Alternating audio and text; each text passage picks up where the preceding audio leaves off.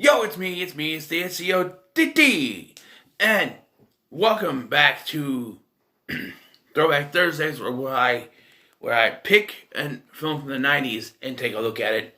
And this week's film is U.S. Marshals from 1998, starring Tommy Lee Jones, Wesley Snipes, Robert Downey Jr., Joe Pantoliano, and is directed by Stuart Baird. The story is when a man is accused of a crime of a murder he did not commit. U.S. Marshal Samuel Gerard is dispatched to bring him in. Meanwhile,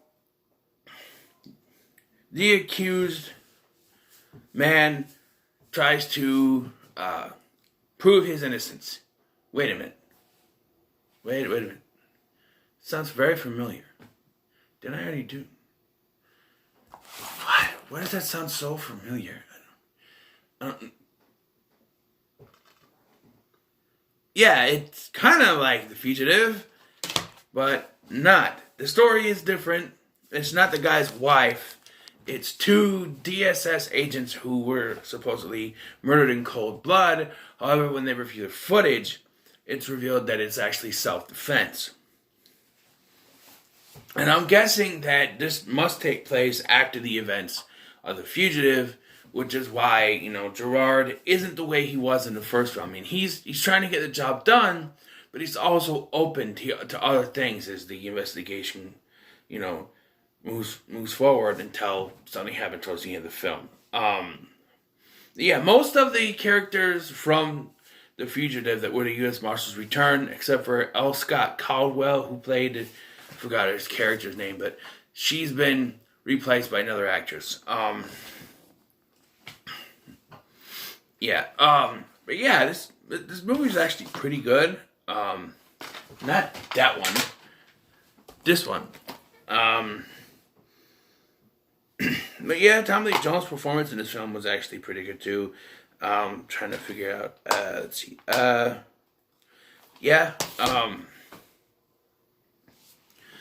So the U.S. Marshals, it's basically the same actors from the other one. There we have Tommy Lee Jones as Sam Gerard. Joe Pantoliano returns as his character from the previous film. Tom Wood reprises his role from the previous film. And I think Irene Jacob is the Wesley Snipes' girlfriend in this one. But maybe Kate Milligan is the one that replaced. I don't know. But and they're trying to track down Wesley Snipes' character, who supposedly he's gotten. Beginning of the film, his name is Mark Warren. And then it's revealed his name is Mark Roberts. And then later it's revealed he's actually a DSS agent by the name of Mark Sheridan. 3 different names.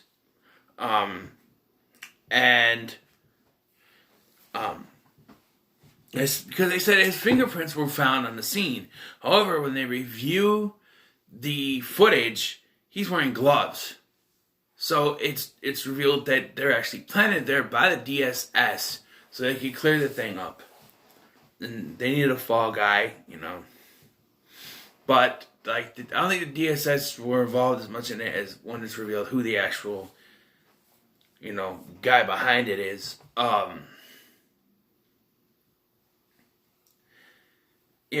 So for the most part, it's your standard chase down the bad guy, trying to figure out why he's doing this.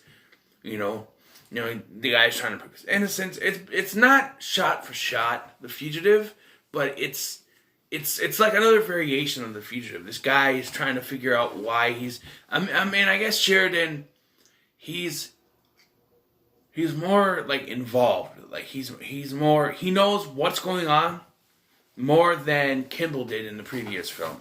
Like he knows that there's something within the DSS, and he knows that there's some bullshit going on, and he's retracing his tracks. There's this Chinese guy Chen. And when Gerard and what's his name? Noah, the first name, they go to, track down Newman. Gerard and Newman go to track down at this gym, this character. They find him dead. They realize the Chinese guy is involved. He's part of the Chinese consulate. And they apprehend him, but the only thing that he says is diplomatic immunity, which is one of the things I hate about Lethal Weapon 2. Diplomatic immunity bullshit. But, and we'll get to Lethal Weapons one of these days. But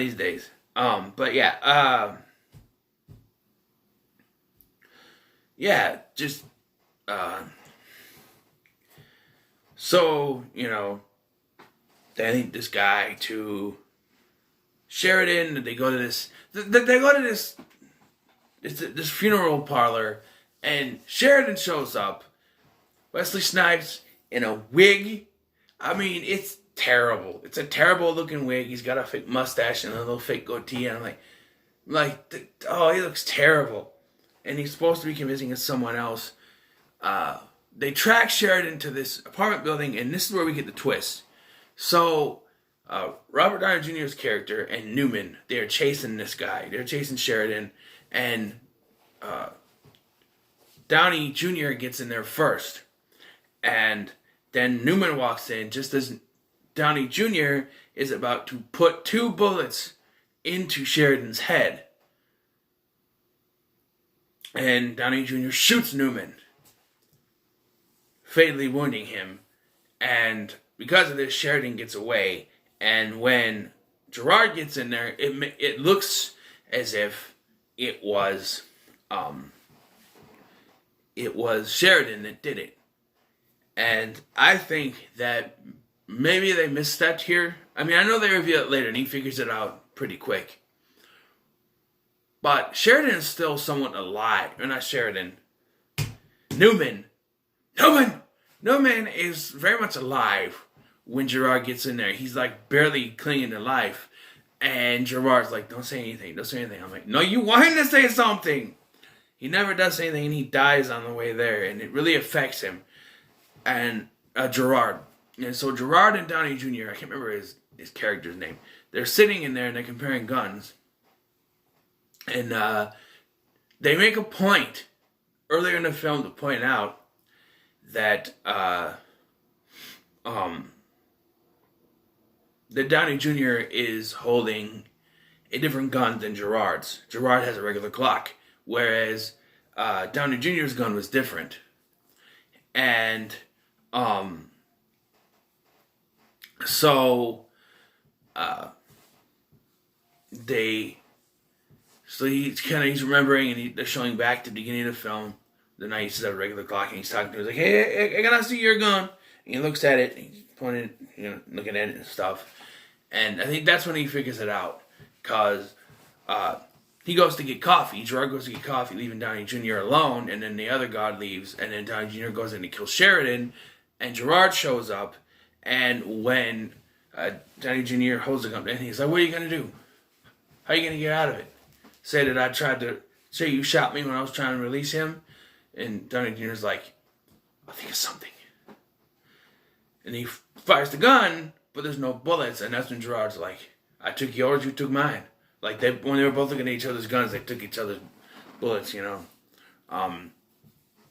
He realizes that Downey Jr.'s gun had the original gun that he had the serial number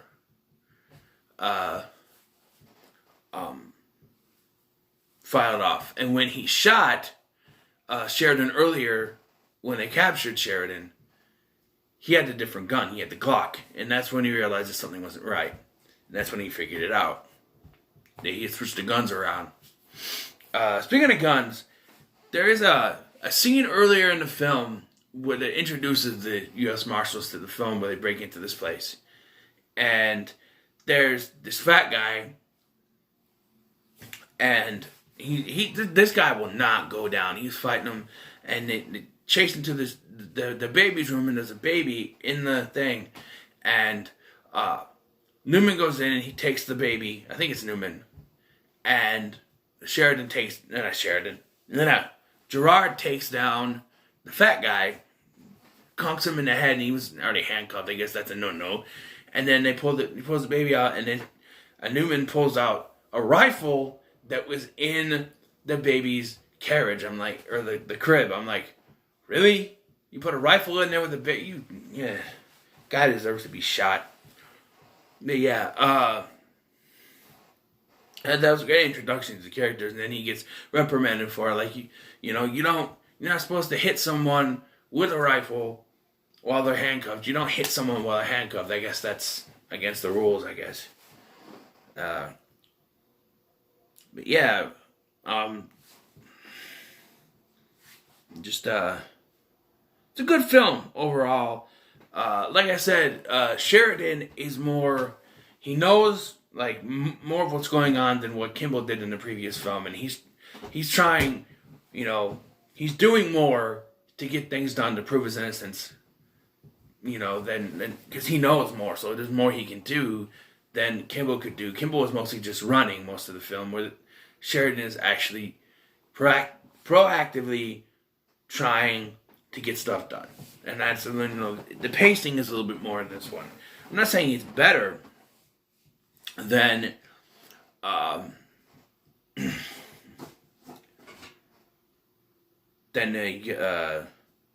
the Fugitive, but it's still pretty good. I enjoyed it.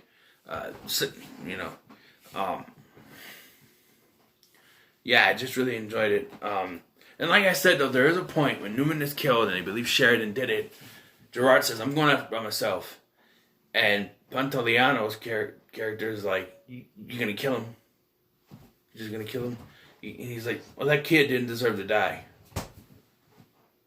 I'm going to go with you. No, you stay here. I'm going to go with you. I said, you stay here. And he's like, Sam, as your friend, you're not my friend. And that's just one of the things you don't know what to say. Like, you know him for a while. Then he takes off. He doesn't kill him. But, like, and then in the end, they kind of make up and stuff. But, yeah, this was a pretty good movie. I'm going to give it an 8 out of 10. I really enjoyed it. Not much really to comment about. It was an 8 out of 10. Just because I really don't know why I'm giving it 8 out of 10, but I did enjoy it. 8 out of 10.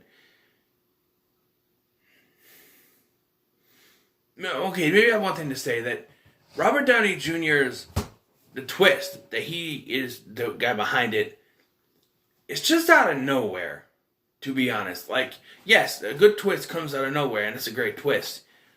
But it seems to me, and maybe it's not like this, they're like, oh, we need a villain, because if Chen didn't do it, who did it? Oh, we'll just say it's Robert Downey Jr. Huh? Okay, so Iron Man is behind this whole thing? It's like, okay.